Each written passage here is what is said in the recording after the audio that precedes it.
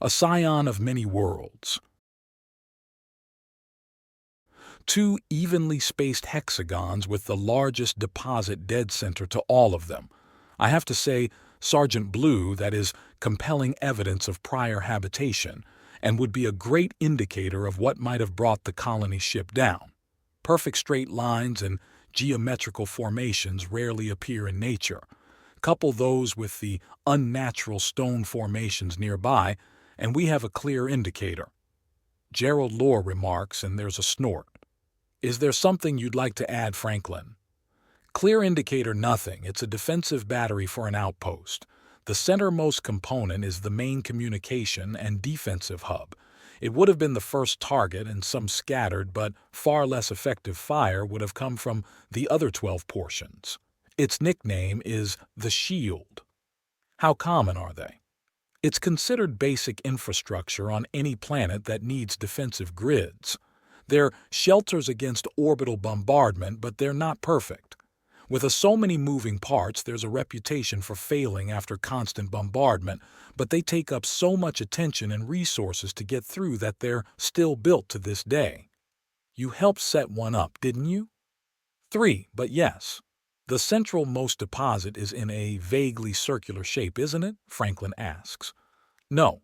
Although there is a strange pattern to the mines where most of the upper deposits were spread out heading northwards before concentrating around its southernmost point going down. Then the bombardment was at an angle, which means the ship was south of the shield and bombarding northwards. Granted, bombardment-scale weapons can hit from halfway around the planet, so that won't narrow down a search region. What are the odds of there being something still salvageable? Something preserved in an underground cavern is very different than something shot down and exposed to the elements. Jasper asks. Could go any way. Lore begins. For all the failures of axiom-based engineering, they are built to last. Short of being deliberately damaged and exposed to truly extreme elements, most of it should be functional. So there are more pieces of tech to get beyond some communicators and shuttles.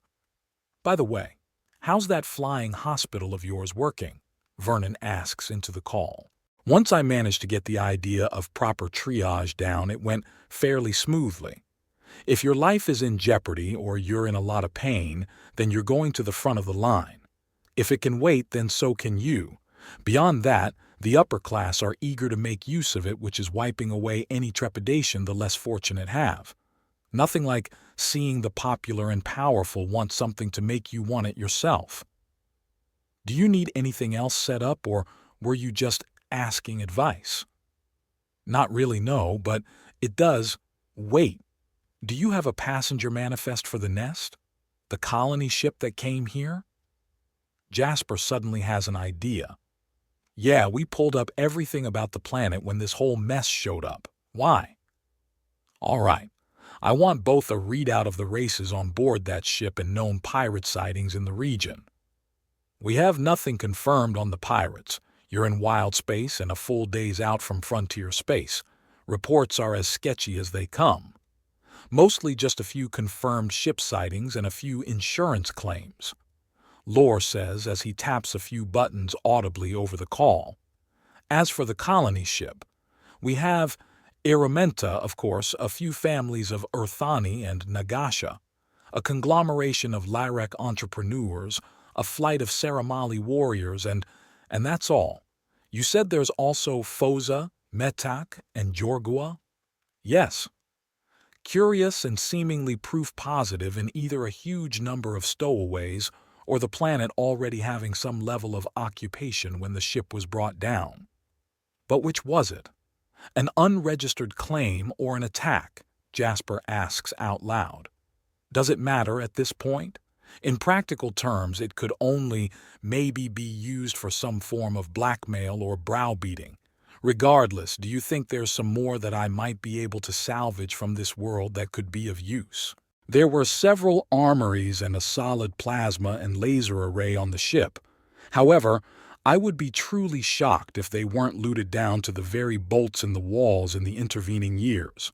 Of course, the fact that they haven't been replicated or studied from means they were broken, lost, or hidden. So there's a chance, but you're not going to find them in one big bundle. They'll be spread out and part of some ancient story passed down from mother to daughter to make them feel like their family line is some secret line with a grand destiny. So look to the Pampas? Jasper asks. Maybe, but if you're burning for ranged firepower, you really should be talking more to me, little brother. I've got an armory here. I can teleport things to you and arm you up in a hurry. Horace offers, and Jasper thinks for a moment. No, if I pull out a laser or plasma pistol, then everyone who has one hidden in the walls will yank theirs out too, and the death toll will go through the roof, even if it's just accidental discharge or detonating the weapon by being an idiot with it. We'll bring them out when we know we have more than anyone else. For that, I need the undaunted here. I'm coming, don't you worry. The problem is that frontier space alone is a long ways out from any axiom lanes, and you're in wild space, which is even further. Horace explains. Still, if you need anything else, do not hesitate to ask. Just information, brother, by the way. Have you been keeping up with the self-enhancement? Yes, the Canador recruits I'm training with are a touch shorter than me now. Jesus, we're monsters, Jasper says with a grin. Jasp. Monsters, I tell you. Monsters!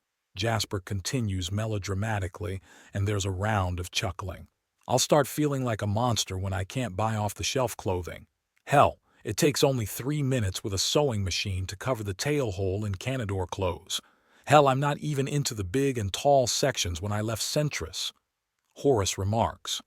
Well, the galaxy is going to be a little shocked to find an Earthani as big as you bumbling around. Think I might start a new fad? Oh, maybe. Who's to say in a galaxy like this? Horace asks. All right, I've got 1,050 things to do, so if anyone has any more advice for me, now's the time. Don't piss into the wind, Franklin says, and there's an involuntary snort from Jasper. Is that just you being a smartass or practical? A bit of both, but if you need it for practical advice, then you need a lot more than pithy sayings to help you out, is Franklin's comeback. The more thought-provoking bit can be seen as check which way things are going before deciding to become part of it. You've rushed in a few times and gotten into some big fights for it. You're also now in charge of a lot of people. You keep rushing in and you might drag an entire nation into ruin. You've described to us a few situations where people were fairly clever in one way or another, but it then backfired because the long-term ramifications weren't thought about. You need to think at least 5 years ahead when you lead a lot of people. Right. So was it a good idea or a bad idea to open up the dam on the Her River? It was a sign of good faith, a sign that you want to deal with things fairly, but it was also a fairly powerful bargaining chip spent ahead of time. On one hand, you seem much more reasonable now. On the other, you've lost a good way to twist their arm. Hopefully, they won't send a belligerent asshole as an ambassador when I arrive to speak with them. Don't jinx yourself, brother. Horace chides him, and Jasper almost winces. Right. Well, if I'm screwing myself over, then I'll need to end the call before I make anything worse. Sorry for interrupting whatever you guys were up to. Jasper apologizes. Don't be. I was running out of excuses to avoid being dragged to a bar by some of the dumber soldiers, Gerald remarks. I was actually planning out the next harvest. There's a lot to be said for axiom-accelerated crops.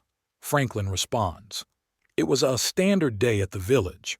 Although there are more and more young recruits signing up, now that it's well known that you don't need to be traumatized to become a sorcerer, everyone wants it. Vernon adds in. So you do spend time doing something other than your wife. Good to know. Horace needles at him. Everyone keeps throwing out comments like that as if I'm somehow to be ashamed for being in love. All I hear is jealousy. Vernon replies with an amused tinge in his voice. Shit, he's onto us, Gerald remarks, and there's some chuckling. All right, you cretins, keep yourselves out of trouble. Tall order, yes, but at least make a token effort, Franklin says, and then there's the slight beep of someone leaving the call. The rest leave in short order, and Jasper sets the radio down on the little pedestal. It was being used by all sorts of members of the Starseekers in order to help with their research and understanding. They even had a fairly comprehensive map of the known galaxy filled in by both official records that the Dauntless has access to, but humanity's own knowledge of their little slice of the galaxy.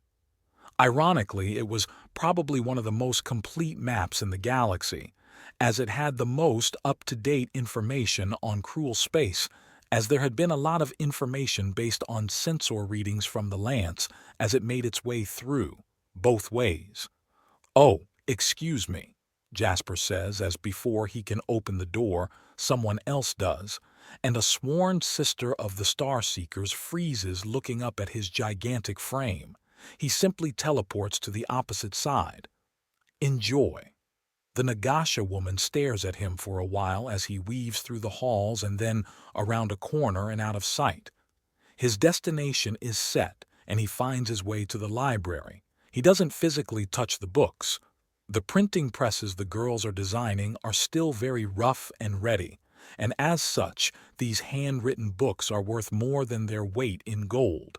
Still, Axiom allows him to withdraw and then read the tome without risking his jagged claws cutting it.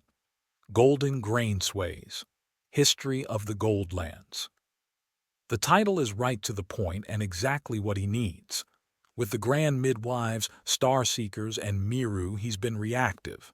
No longer.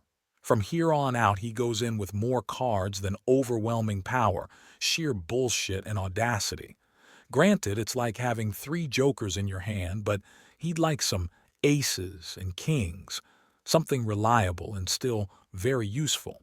Hell, a bunch of 10s would work great, just so long as he has something where he can reliably predict the outcome. "Oh, great," he mutters as he comes across an early passage warning that the women of the Goldlands are mildly infamous for holding grudges far longer than reasonable. That's going to be an utter pain in the ass. Very practical accepting their grudges, and they tend to hide them behind smiles. Wonderful. Hopefully, there's a bit here in how they actually manifest the grudges. Is he going to find something nasty in his tea? Maybe they'll spit in his food or something. Jasper pauses for a moment when he realizes he's pining for someone to try and stab him, as it would be less hassle than someone just being rude. The moment of mental vertigo subsides and he goes back to reading. Oh, just great. Generations of predation from bandits, and never being able to raise an army of their own due to a distinct lack of metals. Metals which they've traded for at a huge loss for all the food. Great. Just great. So it's a nation of grudge holding farmers who've been shafted for generations, and know it, and now some fucking idiots have blocked off their main water supplies. Just fucking great. Fucking powder keg. All I've done is disarmed a 4th at best. Fuck. He mutters, running a hand over his head and feeling as his claws flatten his antenna, and he takes a deep breath. He doesn't even have Miru fully disarmed. It could still go up at any moment if he shows himself as anything less than unstoppable and invulnerable. He cracks his neck and starts reading again, his mind already churning. More strong arm tactics it is then. And all this is to just untangle the mess that's Miru, Greenstone, Goldlands, and Bright Dawn. There's still the metric ton of idiot city-states and a whole other continent. It has 3 empires, one an outright slaver kingdom, and they're all dealing with the local version of the Mongol hordes, but with wings. Thankfully, he can fly too.